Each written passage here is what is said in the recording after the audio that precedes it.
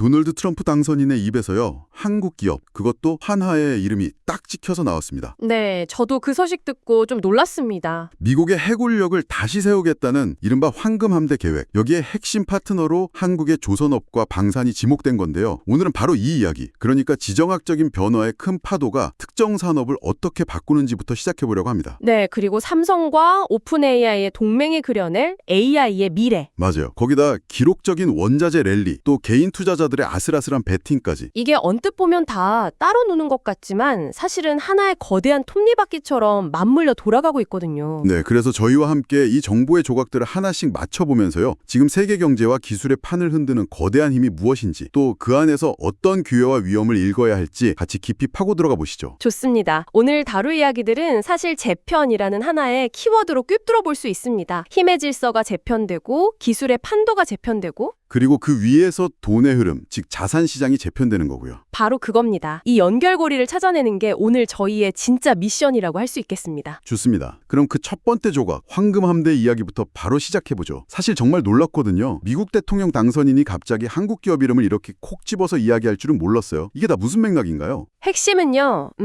미국의 절박함에 있습니다. 바로 생산 능력 부족이라는 아킬레스건이죠. 아, 생산 능력이요? 네, 미 해군이 지금 함정 건조가 계속 늦어지면서 거의 비상사태에 가깝습니다. 새 함정은 급하게 필요한데 자국 조선소 역량만으로는 도저히 속도로 못 맞추는 거예요. 바로 그 지점에서 한국의 한화오션, HD 현대중공업, 삼성중공업이 대안으로 떠올랐다. 유일한 대안이라고 봐야죠. 속도, 가격은 물론이고 무엇보다 납기를 칼같이 지키는 그 능력 때문이군요. 그렇죠. 그게 아주 결정적입니다. 그런데 제가 자료들을 보니까 이게 단순히 한국에서 배를 만들어서 납품하는 그런 수준이 아닌 것 같아요. 맞습니다. 아예 미국 현지 조선소를 인수하거나 공동으로 운영하는 방식까지 거론되던데요.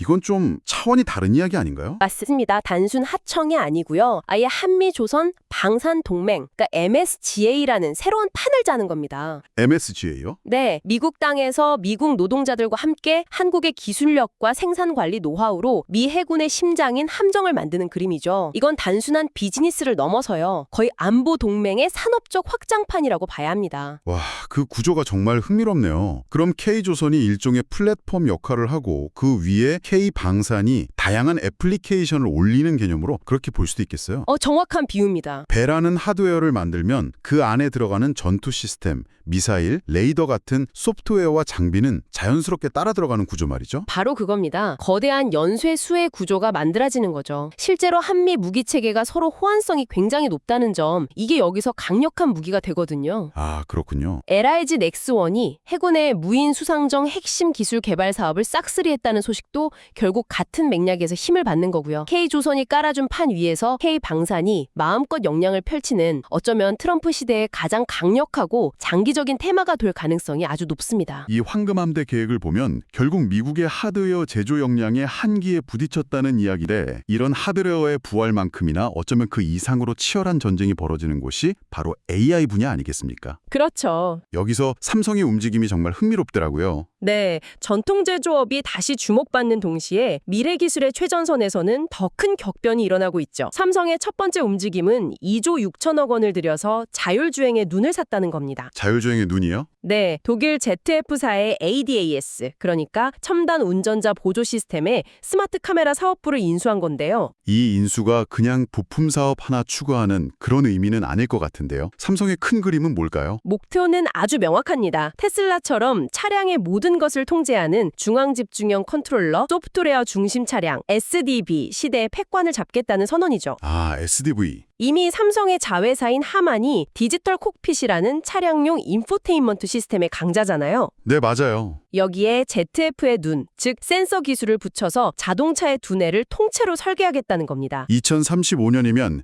17조 원이 넘는 시장이라고 하니까 단선 부품사가 아니라 완성차 업체들의 핵심 두뇌를 공급하는 파운드리 같은 역할을 하겠다는 야심이네요. 정확합니다. 이미 하만은 인수 후에 매출이 2배로 뛰면서 삼성 전장 사업에 확실한 캐시카우 역할을 하고 있는데, 여기에 자율주행이라는 초강력 엔진까지 달게 된 셈입니다. 그룹 전체의 가치를 다시 보게 만들 만한 변곡점이 될 수 있죠. 하드웨어뿐만 아니라 소프트웨어에서도 거대한 동맹이 성사됐습니다. 이재용 회장과 샘 올트먼 오픈AI CEO가 만난 게 결국 삼성판 챗GPT로 이어졌네요. 아, 그건 정말 시작에 불과합니다. 시작이라고요? 왜? 삼성 SDS가 기업용 AI 서비스인 챗GPT 엔터프라이즈를 국내에 공급하는 건 그냥 에피타이저고요. 진짜 메인 디쉬는 바로 스타게이트라는 거대 프로젝트에 삼성이 핵심 파트너로 참여하는 메가 동맹입니다. 잠시만요. 스타게이트요? 그 영화 제목 같은데 이 그냥 데이터 센터 좀 크게 지는 수준이 아닌가 보죠? 훨씬 거대한 그림입니다. 오픈 AI가 앞으로의 AI 시대를 위해서 수천억 달러를 쏟아부어 만들려는 인프라의 이름인데요. 여기서 중요한 변화가 있어요. 어떤 변화죠? AI의 중심이 모델을 학습시키는 단계에서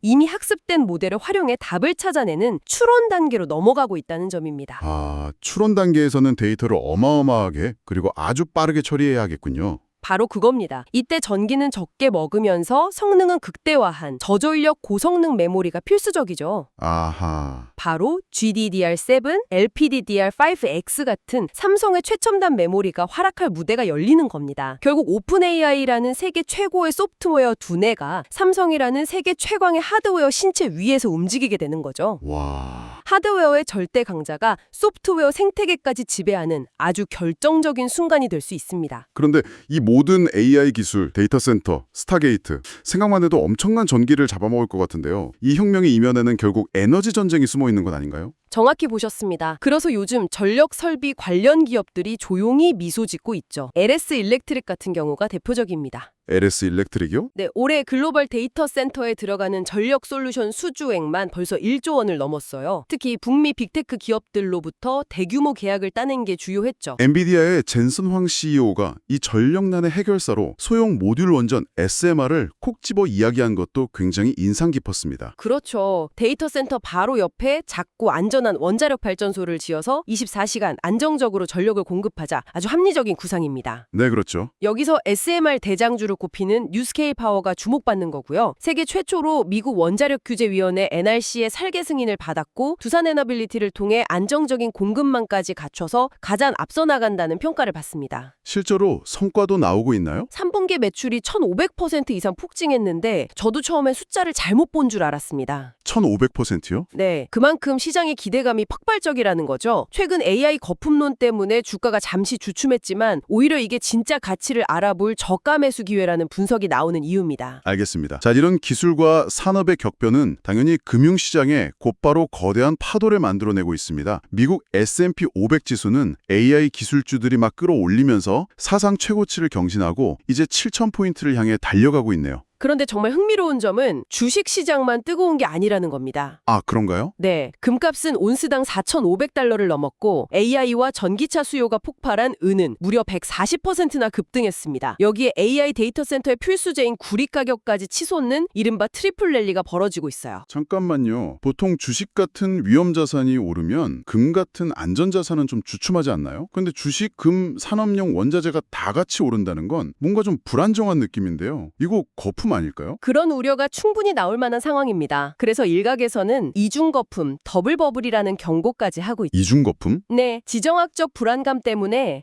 안전자산인 금으로 돈이 몰리는 동시에 금리 인하와 AI 혁명에 대한 기대감으로 위험자산인 주식과 원자재 가격이 함께 밀어 올려지는 아주 복합적인 상황인 겁니다. 이렇게 복잡하고 뜨거운 시장에서 투자자들은 도대체 어떻게 해야 할까요? 마침 골드만삭스에서 흥미로운 조언을 내놨더라고요. 무지성 AI 투자는 끝났다. 골드만삭스의 메시지를 요약하면 두 가지입니다. 첫째, 이제 옥석을 가리자는 겁니다. 옥석 가리기? 네, 막연한 기대감만으로 오르던 시기는 지났으니 진짜로 돈을 버는 AI 기업을 찾아내야 한다는 거죠. 둘째는 분산입니다. 너무 미국 빅테크에만 쏠려 있으니 이제 다른 글로벌 주식으로 눈을 돌릴 때가 됐다는 겁니다.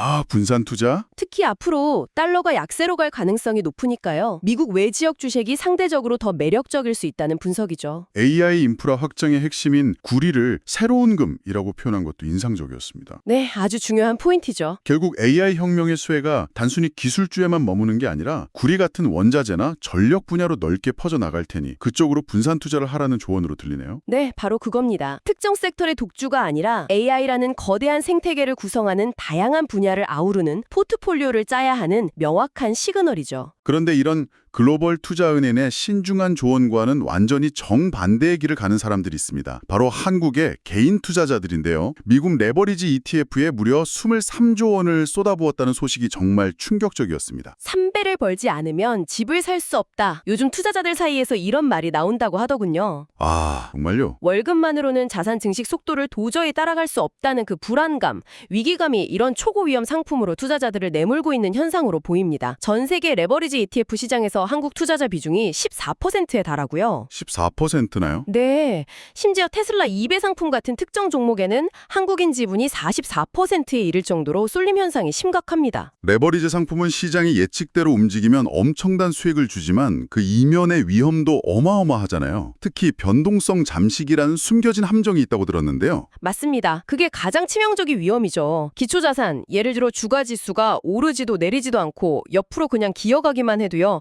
매일매일의 작은 변동성 때문에 ETF의 가치가 눈 녹듯이 스르르 녹아내리는 현상입니다. 그냥 가만히 있어도 원금이 녹는 거군요. 그렇죠. 장기적으로 무조건 우상향한다는 강한 믿음이 없다면 사실상 굉장히 불리한 게임이죠. 생존을 위한 투쟁이라는 심정은 이해가 가지만 그 이면에 도사린 위험에 대해서는 정말 신중한 접근이 필요합니다. 네, 정말 숨가쁘게 달려왔네요. 오늘은 트럼프의 황금 함대 구상이 열어젖힌 한미 방산 동맹의 새로운 시대부터 하드웨어와 소프트웨어를 넘나드는 삼성의 AI 제국 건설, 그 심장을 뛰게 할 에너지 전쟁, 그리고 마지막으로 이 모든 격변이 만들어낸 금융시장의 뜨거운 랠리와 그 속에서 위험한 질주를 하는 개인 투자자들의 모습까지 입체적으로 살펴봤습니다. 오늘 저희가 살펴본 정보들은요. 사실 거대 기업과 정부가 세상을 어떻게 바꾸려 하는지에 대한 거대한 베팅을 보여줍니다. 삼성은 소프트웨어 중심 자동차에, 미국은 한국의 조선업에, 중국은 자국산 AI 칩에 미래를 걸고 있죠. 동시에 개인들은 레버리지 상품에 자신의 미래를 걸고 있고요. 네, 여기서 이런 질문을 한번 던져볼 수 있을 것 같습니다. 이처럼 거대한 기술적, 산업적 전환기에는 위험의 본질 자체가 바뀌는 것은 아닐까요? 위험의 본질이 바뀐다. 거인들이 판을 새로 짜는 이 게임에서 안전한 곳에 가만히 머무는 것이 더 큰 위험일까요? 아니면 이 거대한 흐름에 직접 올라타서 특정 결과에 과감히 베팅하는 것이 더 큰 위험일까요? 빠르게 변화하는 세상 속에서 진정으로 나의 자산을 지키고 성장시키는 전략은 과연 무엇인지 한번 깊이 생각해 보실 지점을 남겨드립니다.